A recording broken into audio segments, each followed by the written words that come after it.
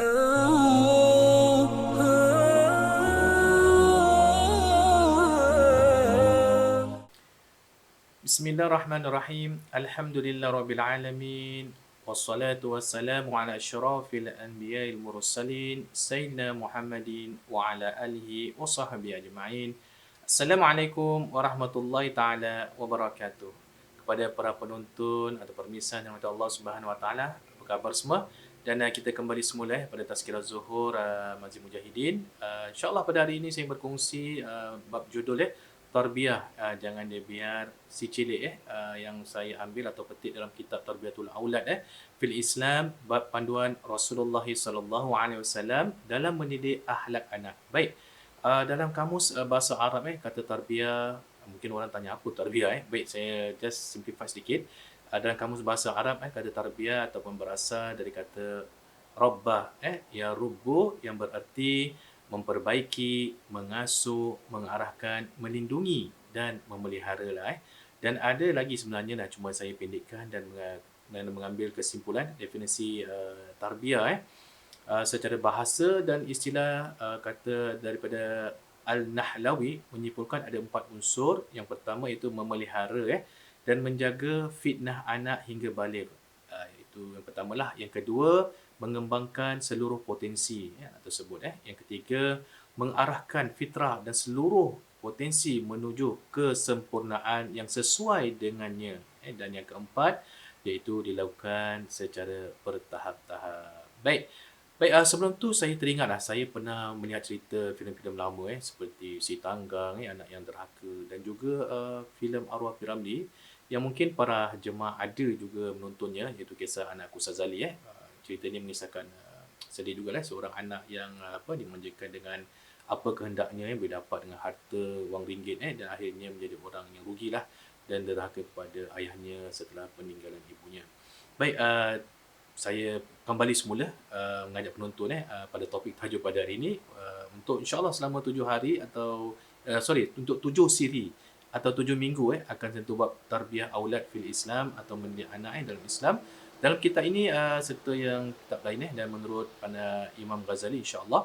Baik, dalam kitab Tarbiyah Aulad ni, Tarbiyatul Aulad fil Islam, bab panduan Rasulullah sallallahu alaihi wasallam dalam mendidik akhlak anak, yang ingin saya berkongsi dengan para penonton, ia menyentuh bab adab tuan-tuan dan puan-puan.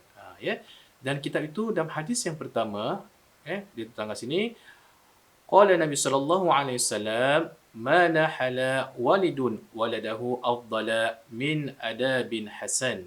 Nabi SAW bersabda, tidak ada pemberian seorang ayah kepada anaknya yang lebih utama daripada adab yang baik. Hadis ini diriwayatkan oleh Imam At-Tirmizi dan Imam Al-Hakim dari sahabat Amr bin Sa'id bin Ashr radhiyallahu anhu. Baik, pertama sekali kata Rasulullah sallallahu alaihi wasallam mengenai adab, kita ajarkan anak kita adab itu penting sekali tuan-tuan dan puan. Baik, yang kedua pula mengatakan dalam hadis Rasulullah sallallahu alaihi wasallam, akrimu auladakum wa ahsinu adabahum. Yang bermaksud Nabi SAW bersabda, muliakanlah anak-anak kalian dan perbaikilah adab mereka. Hadis ini diriwayatkan oleh Imam Ibnu Majah dari sahabat Anas bin Malik.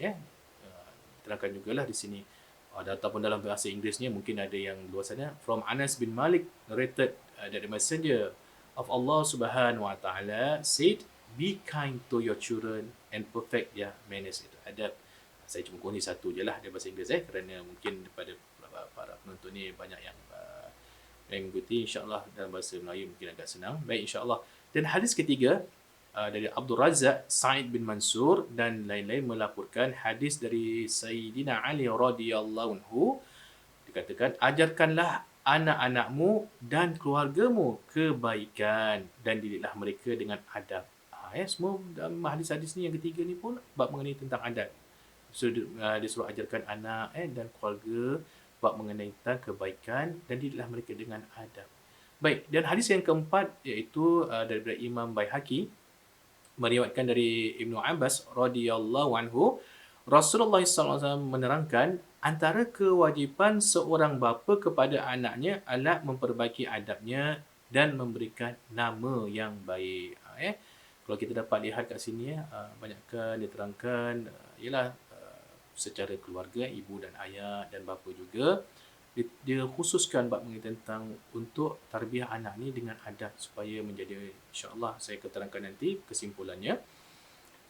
Baik, dan insya-Allah yang hadis yang kelima daripada Ibnu Hibban meriwayatkan daripada Anas radhiyallahu anhu, Rasulullah SAW bersabda, apabila mencapai 7 hari, seorang anak hendaklah ia diakikahkan, diberi nama dan dibuang kotorannya ataupun dicukur. Apabila tiba 6 tahun, hendaklah diajarkan adab. Sekali lagi adab. Dan pada usia 9 tahun, mula dipisahkan tempat tidurnya. Dan pada usia 13 tahun, dipukul sekiranya tidak menunaikan solat dan berpuasa. Ini pukul jangan sampai pukul teruk-teruk sangatlah maksud untuk supaya ada caranya supaya mudah-mudahan insya-Allah anak tu untuk pertama kita sekali kita menasihatkan mereka ajak mereka kalau daripada kecil dia ajak untuk solat insya-Allah lah. Kalau dah usia remaja tu dah 13 tahun tu insya-Allah dia akan ikut. Tetapi mungkin ada yang baru nak ikuti, mungkin ada yang degil, tapi pun tak boleh pukul sampai berapa puluh kali lah. Maksudnya tu ada cara-caranya. Mungkin kalau para penonton nak mengetahui lebih lanjut insya-Allah boleh ada dalam kitab-kitab yang lain baik, pada usia terangkan tadi pada usia 13 tahun dipukul sekiranya tidak menunaikan solat dan berpuasa. Pada usia 16 tahun dikahwinkan oleh ayahnya sambil ayahnya mengucapkan kepadanya, aku mendidik, mengajar oleh ayahnya sambil ayah mengucapkan aku mendidik, mengajar dan menikahkan kamu. Aku berlindung dengan Allah supaya tidak menurunkan fitnah kepadamu di dunia dan tidak menyiksamu di akhirat. Dalam sebuah hadis lah dari Ibnu Hibban, seorang ayah ketika nak contohnya menikahkan anaknya, maka ucapan ayah kepada ketika itu, aku mendidik, aku mengajar dan menikahkanmu ketika mungkin nak nikah lah. Aku berlindung dengan Allah supaya tidak menurunkan fitnah kepadamu di dunia dan tidak menyiksamu di akhirat. Ini satu doa ayah kepada anaknya. Baik, dalam kitab ini mengatakan sebelum tu bab mengenai tentang nikah di Singapura tu ialah kalau bawah 16 tahun kira bawah usia lah di mana kita ketahui tak ada prosedur ataupun di Singapura kebanyakan mereka dah mungkin dah 18 tahun ke atas atau 21 tahun ke atas dah mula menikah lah di Singapura. Tapi dalam hadis ni diterangkan pada usia 16 tahun hanya sebagai pengetahuan dan kita ikut konteks di Singapura Baik, dalam kitab ini mengatakan dalam himpunan hadis ini dapat kita simpulkan para pendidik terutamanya ibu bapa lah atau maksudnya itu mempunyai tanggungjawab besar dan mengajar anak-anak mereka erti kebaikan dan memupuk akhlak yang baik dalam diri mereka. Ini satu tanggungjawab besar untuk ibu bapa dan pendidiklah juga dalam guru dalam aspek ini bersifat menyeluruh termasuklah membaiki jiwa dalaman anak-anak jiwa dalam dia tu nak kena inilah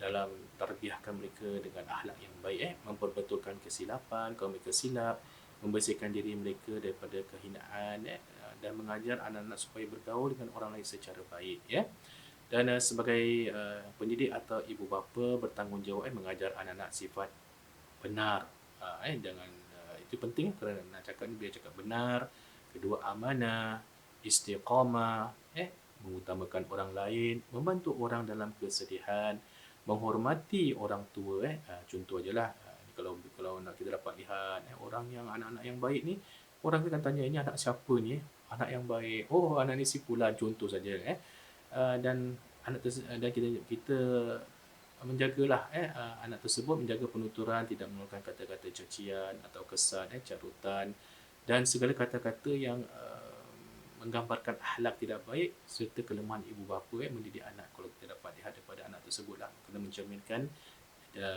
didiknya orang tua itu kepada anak tersebut dan anak juga kemudian diajarkan untuk memuliakan tetamu, berbuat baik kepada jiran, menyayangi orang lain dan sebagainya yang baik-baik Baik, saya rasa semoga dari perkongsian hari ini mendapat ilmu yang bermanfaat dari hadis yang dikumpulkan dalam kitab Tarbiyatul Aulad fil Islam bab yalah panduan Rasulullah SAW dalam mendidik akhlak anak agar anak-anak kita nanti menjadi anak yang soleh dan soleha, yang punya akhlak yang baik serta mempunyai sifat-sifat dan perasaan yang mulia seperti berbuat baik kepada ibu dan ayah, kepada anak yatim, orang fakir miskin dan berbakti kepada negara dan agama. Amin ya rabbal alamin. Baik, sampai di sini dahulu saya berkongsi dengan para penonton ataupun permisah ataupun jemaah. Hingga ketemu lagi pada minggu hadapan disudahi. Assalamualaikum warahmatullahi taala wabarakatuh. Terima kasih.